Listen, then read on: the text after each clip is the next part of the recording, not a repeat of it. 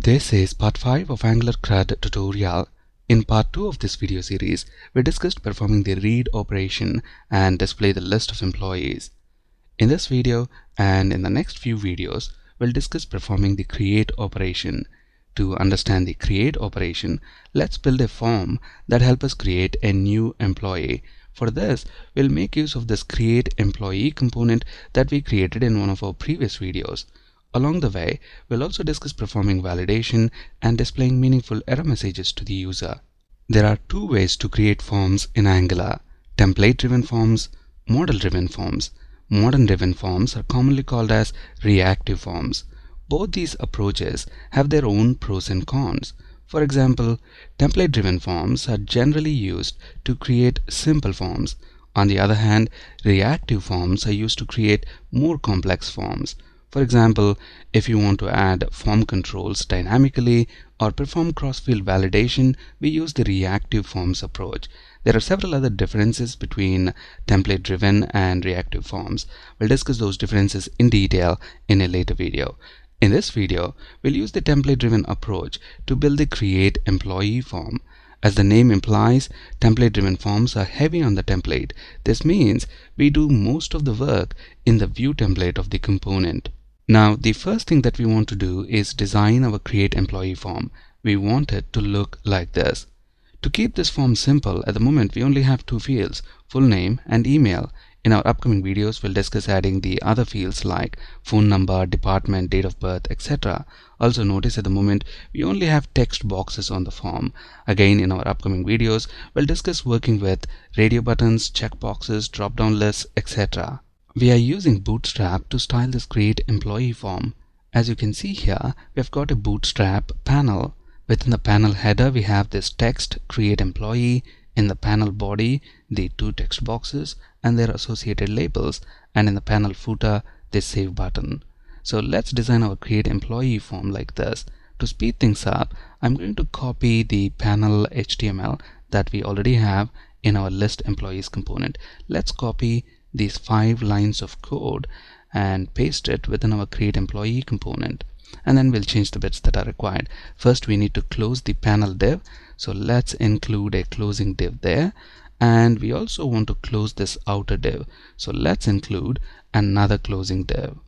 And then we want a panel footer as well, so let's make a copy of that div and paste it right there. And we want this div to be the panel footer, so let's change the class from panel-heading to panel-footer. And within the panel footer, we want a button, and we want this to be save button. Let's close the button, and then we want this button to be of type submit, so let's set the type attribute to submit, and we want to style this button using the Bootstrap button classes, so let's set the class attribute to btn and btn-primary.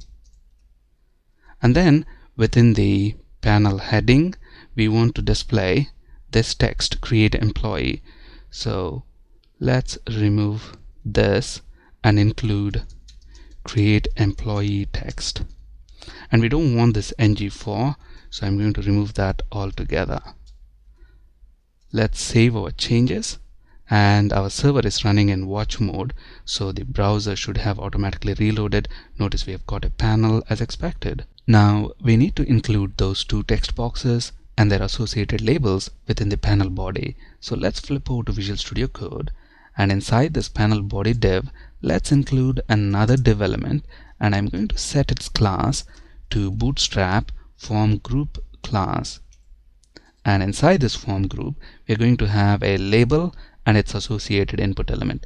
So let's include a label first, and this is going to display full name.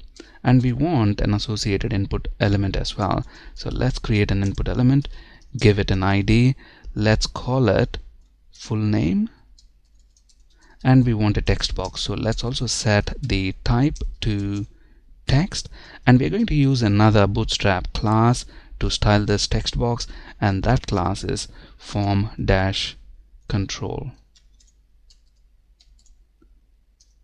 and let's close our input element. So this is going to display the text box for full name. Let's do the same thing for email. So let's copy that and paste that here and change the label to email and the ID here to email. Let's save our changes. Since our server is running in watch mode, when we take a look at the browser, we should say full name and email. At the moment, the labels and their associated input elements are not linked, meaning when I click on this full name label, notice its associated input element doesn't receive focus. So let's link the label with its input element, and we do that by using the for attribute. So on this label element here, let's set the for attribute to the ID of its associated input element, in this case full name. So let's do the same thing on this label as well. So let's set its for to this ID email. Let's save the changes. Notice now when I click on full name label, its associated input element receives focus. Similarly, when I click on email label, its associated input element receives focus. Until now, on this create employee form, we have not done anything specific to Angular. All this that you see right here is standard HTML and Bootstrap. Now let's wrap all this HTML in a form tag. Let's move the closing form tag to the end. Now, one very important point to keep in mind is whenever Angular sees this form tag, it's going to automatically attach a directive called ngForm to this form element. The ngForm directive supplements the form element with additional features. It keeps track of all the form controls that we create and monitor their properties like value, valid, touched, dirty, pristine, etc. Even at the form level, we have got all these properties. We'll discuss these properties in detail in our upcoming videos. In this video, we'll be looking at the value property. To get a reference to this form, I'm going to create a variable here, and I'm calling it employee form, and I'm going to set this to ngForm. Remember, this is the directive that Angular attaches whenever it says the form element. So here, this employee form is called the template reference variable, meaning it holds a reference to this entire form. And notice we have set it to ngForm, and this ngForm directive is attached to the form element whenever Angular sees the form tag. And we know this ngForm directive supplements the form element with additional features and properties. That means now we can use this template reference variable to access various features and properties that the ngForm directive provides. For example, to get the value of the form, we can use its value property on the employee form template reference variable. Along the same lines, if we want to check if the form is valid, we can use its valid property. Now let's use the value property. So just after the closing form element, I'm going to use interpolation, use the employee form template reference variable, and then use the value property on that. And to nicely format the data, I'm going to use JSON pipe. Let's save our changes and take a look at the browser. Notice nothing is displayed. Let's investigate what's going on by launching the browser developer tools. We are on the console tab, and look at this error right here. There is no directive with export as set to ngForm. And notice here we are setting our template reference variable employee form to ngForm.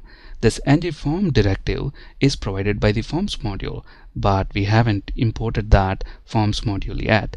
So let's go back to Visual Studio Code, and within our root module file, which is app.module.ts, let's include the required import statement to import forms module. So forms module is present in this library, Angular/forms, and now we need to include the forms module as part of the imports array. Notice the error is gone, so let's close the developer tools and look at what is displayed right here. We have an empty object. So let's understand what's happening behind the scenes, because this is important. Now if you look at this employee form, this is a template reference variable that we have defined right here. So it holds a reference to our form. So what Angular is going to do behind the scenes is it automatically creates a form model for us, and that form model is going to keep track of all the form controls. At the moment on this form we have two form controls that we are interested in, full name and email. But if you look at the auto-generated form model, notice it is empty at the moment. Even when we type within our full name form control and email form control, nothing happens. The Angular auto-generated form model is still empty. That's because for the form controls to be tracked by the Angular generated form model, we'll have to use ng model directive on all those form controls. We discussed the ng model directive and two-way data binding in great detail in part 15 of our Angular 2 course. So if you're new to both these concepts, please check out our Angular 2 course. I'll have the link available in the description of this video. At the moment, none of our form controls have the ng model directive, so naturally the Angular generated form model is empty. Now let's set the ng model directive on one of these form controls and see what happens. Let's actually set this on the full name input element. So let's use the banana in a box syntax and then use the ng model directive. So this specifies two-way data binding, which we discussed in great detail in our Angular 2 course, and I'm going to set this to full name. Let's save our changes and take a look at the browser. Notice now we don't have even that empty object. Let's launch Browser Developer Tools and see what's going on. Notice the error message right here.